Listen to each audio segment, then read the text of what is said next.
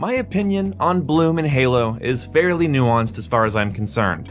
I don't mind a little bloom, I don't like it when it's too heavy. I can see why people don't like the Halo Reach DMR, especially after playing with the Halo 3 BR in the previous game. I can see why people didn't like switching to the bloom-heavy DMR that Reach was famous for. Even in TU on MCC, I do find the DMR to be a little inconsistent, to say the least. But what I end up doing and how I end up thinking about the DMR and how I adapt to its bloom is I think of it as a rhythm game. You fire it in the perfect intervals of the reticle spinning on your screen, you'll be fine. And then in close quarters, doesn't matter. In close quarters, just mag dump people. Sometimes it matters in close quarters, and that's why I think the bloom's a little too high, but either way, I don't mind a weapon requiring people to slow the hell down, wait for recoil to recenter, and fire again. The most frustrating weapons in Call of Duty to me are these semi-automatic ones that, other than shotguns. Fuck shotguns! But it's the semi-automatic weapons that don't really need a reset. You don't really need to fire them slowly to keep your shot on target. You can just keep spamming the trigger, and you might have to deal with a little bit of vertical recoil, but even that can be overcome with certain attachments. Also, when it comes to Battlefield 3 and 4, those games have lots of bullet deviation that go away from your sights that you have to essentially reset by tap firing, so you can't just hold the trigger on somebody relying on your aim. You have to be aware of the weapon's mechanics and when to hold on and let off the trigger. We're just gonna say hello to these boys. Like that boy. Hello. Now, games like Call of Duty and Battlefield have a much faster time to kill, so you might think it's not relevant to Halo, but in my opinion, it sort of is, because in Halo, usually how bloom works, and this is a broad spectrum term, I'm sure you guys can think of some examples where this doesn't apply, but broad strokes paint the fence faster. Usually bloom is only a problem at a range. That's why it really doesn't bother me. You see, if you're fighting outside your effective range, why should you be able to spam the trigger or hold the trigger, tracking a target perfectly? Aren't you using the weapon outside of its effective range? In Halo Infinite, I've seen a lot of complaining about the Sidekick pistol and the commando rifle.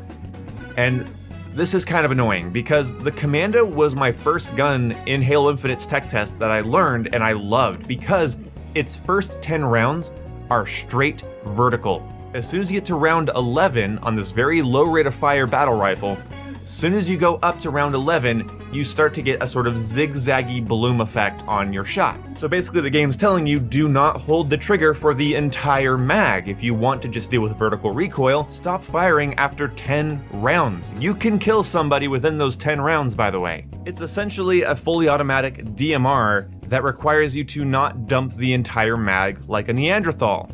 And people are pissing their pants on Twitter because of bloom. Look, I get wanting the game to feel consistent and accurate, but I get angry when just the idea of not holding the trigger or not spamming it at max speed is like, oh, this is gonna kill the skill gap. Like, what if the skill gap is pacing your shots? Now that's unheard of, right? Well, in Halo Infinite's current state, it kind of is, because the AR is dominating so many engagements. Do you really want to pace your shot with the Sidekick while you're getting peppered by an assault rifle?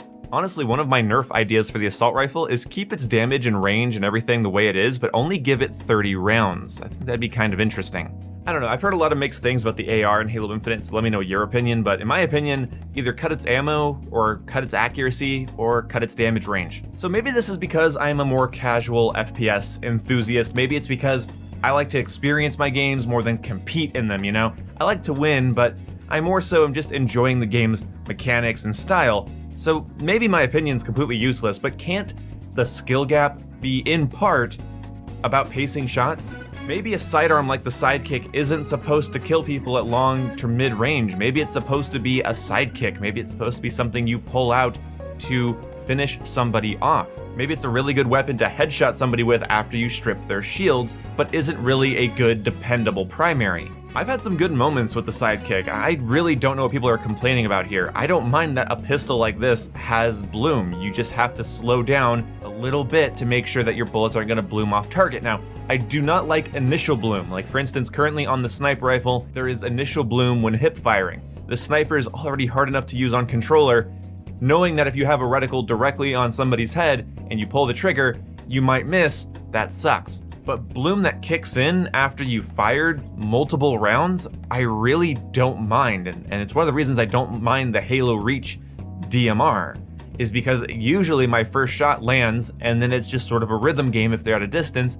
If they're getting closer, I feel like I can sort of speed up my rhythm game. And if they're point blank, I can just spam as fast as I can spam. Look, bloom frustrates us all to some degree. If you've ever lost a gunfight because of bloom or bullet deviation, it's going to be frustrating, but there is an argument to be made that you were not supposed to be using the gun that fast, that the more accurate and patient player is going to win. I feel at my best in Halo Reach when I get into a rhythm of not, I see somebody, blam, blam, blam, I see somebody and it's fire, wait, wait, and it feels so good. Nothing gives me a heartier dose of dopamine than taking a weapon like the Halo Reach DMR and getting a perfect kill with it without missing a shot. I'm not as good at that anymore, but my god, it's what made Reach my favorite Halo back in the day, is because I feel like I discovered the secret code to winning gunfights. Staying calm under fire and putting those DMR shots right where you want them. I'm not saying everybody has to like that style. Some people like the instantaneous dopamine release that comes from just spamming a BR at somebody, and I get that. I actually really like the Halo 2 BR and the Halo 3 BR for similar reasons, but I still think the Halo community is being a little too critical of weapons that simply just don't want you to spam them as fast as you possibly can. They don't want you to hold the trigger on the commando. They don't want you to fire the sidekick until its trigger falls off. They want you to think about the gun you're holding. At least that's the way I see it. Maybe that's, just complete naivety, but that's how I see it. How did I miss? And let me end this video by saying this is going to be a permanent controversy because it does sort of come down to a matter of opinion. One person's perspective is going to be that bloom makes gunfights random, therefore less skill-based, and there's merit to that argument. Somebody else's is going to be that you have to learn to control the bloom if you don't want your gunfights to feel random, and there's merit to that. So your preference and how you'd like the game to feel is really what this comes down to. Do you want to have to slow down your shot and pace your aim? Likely you don't. In hectic gunfights and stressful matches, the last thing I want to do is take a deep breath and pace my shots, so I fully understand this complaint, and even I, a huge Halo Reach fanboy, has bitched about the DMR's bloom on stream when fighting against my friends. Even during the campaign, I remember when I was doing my campaign playthrough, I just bitched about the DMR for a second because I was like trying to shoot some grunts in the head, and I didn't realize how bad the DMR bloom is without the TU settings. So, wow. Don't take me as a bloom fanboy, just take me as somebody that doesn't mind working around it if it's in small, controllable cases. Initial bloom that kicks in on your first shot, that can go to hell. If there's any examples of that going on right now, let me know, because I'm pretty sure the Sidekick doesn't do that, because I've been able to, one-tap bots in the head pretty good with it, but let me know down below if I'm missing something.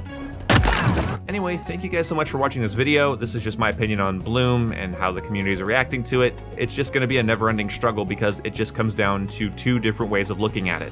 See you when I see you. Goodbye. Except for the fact that objectively, heavy initial bloom is bullshit. All right, see you when I see you.